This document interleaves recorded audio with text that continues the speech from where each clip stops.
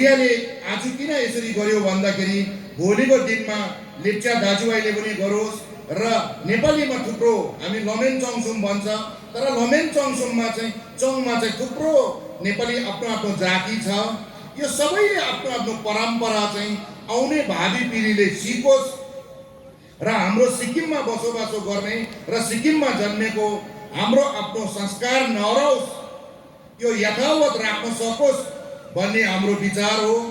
र हामीले त पहिल्यैदेखि भन्ने गर्थ्यौँ, पोलिटिकल प्लेटफर्मबाट पनि हामी जहिले पनि सम्माननीय मुख्यमन्त्री महोदयसँग हिँड्दाखेरि उहाँ स्वयंले र हामी आफै पनि भन्ने गर्थ्यौँ, मेरो उद्देश्य चाहिँ के छ भने चाहिँ एउटै मात्र उद्देश्य छ। म जहिले पनि भन्ने गर्छु, सिक्किममा आफ्नो आफ्नो जाति र आफ्नो आफ्नो धर्म, आफ्नो आफ्नो धर्मलाई हामीले सेभ गर्न जरुरी छ र हाम्रो पुर्खाहरूले गरिरहेको देखाइरहेको चिजलाई हामीले फलो गर्नु, पालन गर्नु बहुत जरुरी छ। आज त्यसै त हाम्रो जति पनि प्यारेन्ट्सहरूले जम्मैको नानी चाहिँ अङ्ग्रेजी बोल्ने मात्र बनाऊ भन्ने विचार छ, त्यो बहुत राम्रो हो। तर अङ्ग्रेजी बोल्दाखेरि चाहिँ आफ्नो वेशभूषा र आफ्नो जातिको भाषा हराउँदैछ, आफ्नो कल्चर हराउँदैछ, आफ्नो ट्रेडिसनल हराउँदैछ र यसमा सिक्किम सरकार एकदम गम्भीर चालले आफ्नो ट्रेडिसनल र कल्चर नहराओस् भनेछ र त्यस्तै चालले म पनि यो चाहन्छु र मेरो टिमले यो चालले चाहन्छ। हामी जति कमिटीमा छु हामी सबै यो चाहन्छु, लेप्चाले आफ्नो ट्रेडिसनल र कल्चर बचाएर राखोस्, भोटियाले आफ्नो ट्रेडिसनल र कल्चर बचाएर राखोस्। अन्य नेपालीमा थुप्रो छ, नेपाली राई छ, लिम्बू छ, बाहुन छ, छेत्री छ, थुप्रो जातिहरू छ।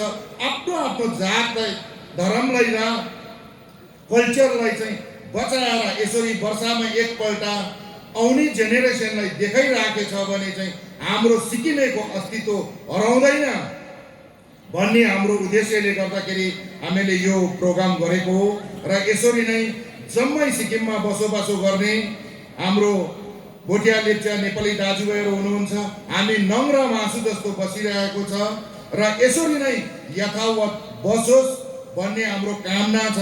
र तपाईहरू विभिन्न निर्वाचन क्षेत्रबाट डिस्ट्रिक्टबाट आउनुभयो, तपाईलाई बहुत बहुत धन्यवाद दिन चाहन्छु। हामी जहिले पनि सिक्किममा यसरी नै बसेर मिलेर बसोस्, सबै एउटाको परम्परालाई, यो भोटियाको परम्परा रहेछ, यो लेप्चाको परम्परा रहेछ, यो नेपालीको परम्परा रहेछ, यो बेपरीको परम्परा रहेछ भनेर नसोचेर हामी भोटियाले मनाएको बेलामा, लेप्चाले मनाएको बेलामा, नेपालीले मनाएको बेलामा र बेपरीले मनाएको बेलामा हामीले यो सोच्नु पर्यो, यो नै हाम्रो सिक्किमको चाड हो र हाम्रो चाड हो भनेर चाहिँ सबै जातिले र सबै वर्गले सोचिदिनु भएछ भने हामी सिक्किममा आफ्नो वेशभूषा र आफ्नो कल्चर कहिले हराउँदैन। यस कारणले गर्दाखेरि अहिलेको हाम्रो यङ जेनेरेसन भाइ बहिनीहरूले चाहिँ यो कल्चरलाई हेरिराख्नु, सिकिराख्नु र आफ्नो परम्परालाई जोगाएर राख्नु बहुत जरुरी छ। यस कारणले हामीले यो स्टेट लेभलमा यसरी गर्दाखेरि अरूले पनि गरोस् र आफ्नो त्यसरी गर्दाखेरि आफ्नो अस्तित्व चाहिँ नहराओस् भन्ने हाम्रो विचार हो।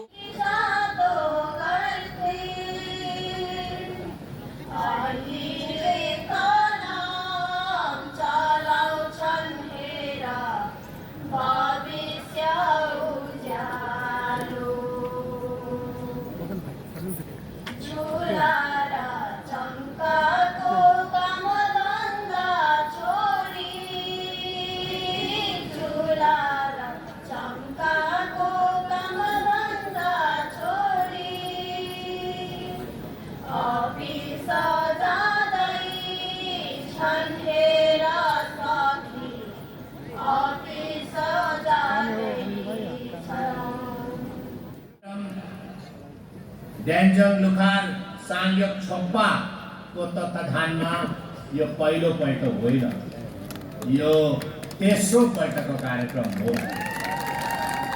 अनि गए साल वैश्विक महामारीको कारणले गर्दाखेरि यो कार्यक्रमलाई भव्यता दिन सकेनन्, तर पनि उहाँले सीमित रूपमा उहाँले यो कार्यक्रमलाई निरन्तरता दिनु हो र आज ब्यान्जङ लुखार साङ्खियोप छोक्पाले विशेष गरेर सिक्किमे भोटिया परम्परालाई, सिक्किमे भोटिया संस्कृतिलाई, सिक्किमे भोटिया भाषा साहित्यलाई उत्थान गर्नको निम्ति एउटा प्रशंसनीय काम सुरु गर्नुभएको छ। यसको लागि म तमाम समितिका सदस्यहरूलाई धेरै धेरै धन्यवाद अनि बधाई पनि दिन चाहन्छु।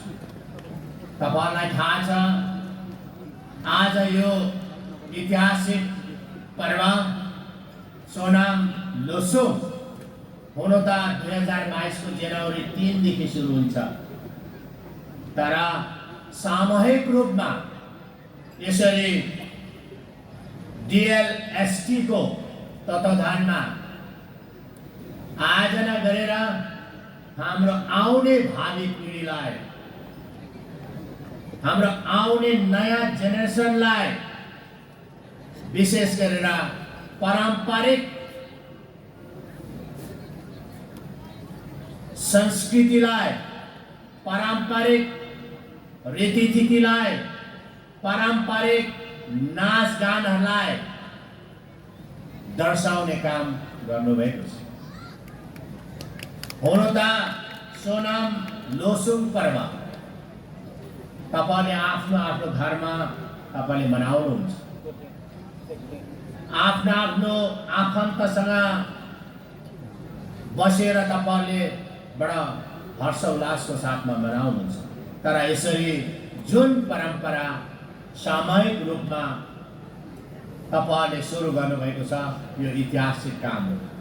गए साल पनि हामीले सोनाम लोसुङलाई बर्फुङ निर्वाचन क्षेत्रको क्युजिङमा हामीले राज्य स्तर तौरमा हामीले आयोजना गर्न सकेको थियौँ भनेदेखि यसपालि DLST को तत्वावधानमा रुम्तेक मार्तम निर्वाचन क्षेत्रमा आयोजना भएको छ।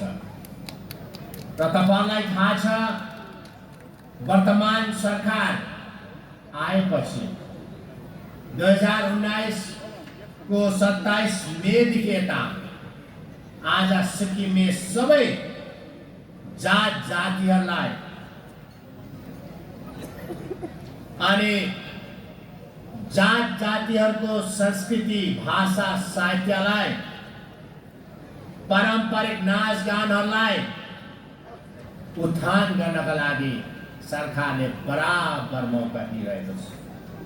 सरकारको तर्फबाट बराबर समान रूपमा उहाँलाई मौका दिइरहेको छ अनि आज देशको फलस्वरूप सरकारको विचारको फलस्वरूप आज विभिन्न जातिहरूले सिक्किममा आफ्नो आफ्नो जातीय संगठनको कार्यक्रमहरू बडा धुमधामसँग आज मनाएको तपाईले पाउनुहुन्छ।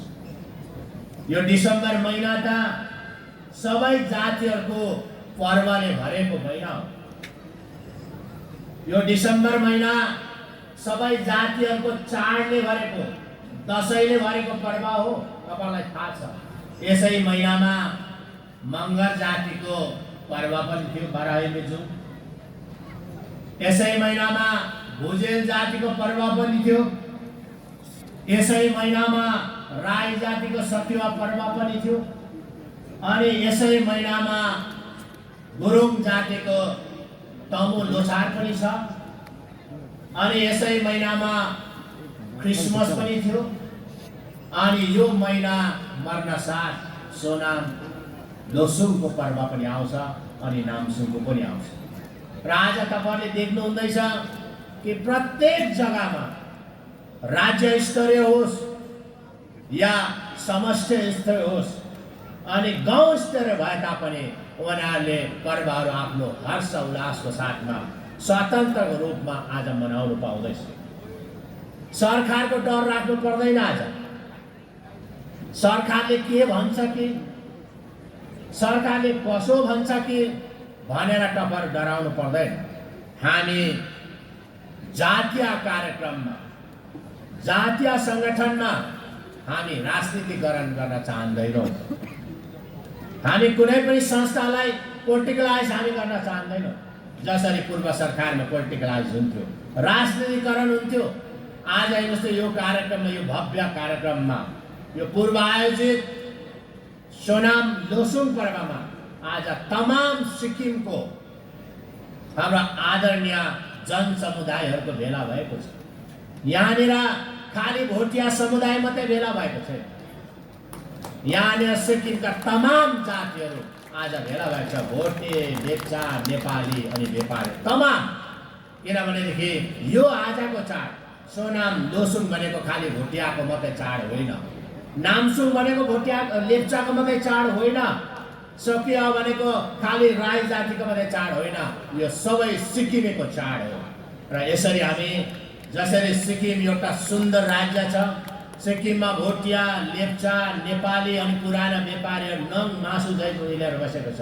यसलाई यथावत राख्नको लागि वर्तमान सरकारले भरपूर काम गर्दै आएको तपाईँलाई थाहा छ।